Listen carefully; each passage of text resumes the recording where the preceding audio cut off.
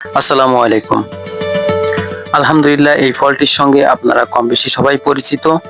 আর এই ফলটি আমাদের বাড়ির কাছে আলহামদুলিল্লাহ যথেষ্ট পরিমাণ হয়েছিল। তো এই ফলটি আমাদের আঞ্চলিক ভাষায় যেটা বলে থাকে সেটা হলো বাদামি লেবু। আর এর আরেকটি ভালো নাম আছে, সেটা জাম্বুরা ফল।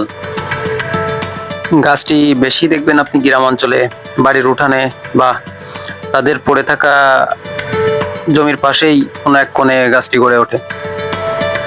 তবে ফলটি খেতে আসলেই খুব সুস্বাদু। গরমের দিনে বেশি পাওয়া যায় ফলটি। আর খুব গরমে কাঁচা মরিচ দিয়ে মাখায় খেতে আসলেই অতুলনীয় স্বাদ, যেটা একবার না খেলে বুঝবেন না। আর একটি গাছে এত পরিমাণ ফল হয় যেটা দেখার মতন।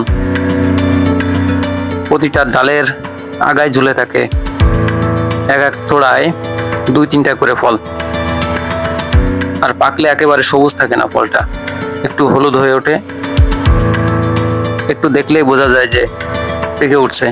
আর লেবুটি সেপ্টেম্বর মাসের মাঝামাঝি থেকে পাকতে শুরু করে। আর লেবুটি প্রচুর পরিমাণ ভিটামিনে স্বয়ংসম্পন্ন। আর ভিডিওটি কোথা থেকে দেখছেন কমেন্ট করতে ভুলবেন না। আর এখানে নতুন হয়ে থাকলে ফলো অ্যান্ড সাবস্ক্রাইব করে পাশেই থাকুন। আল্লাহ হাফেজ।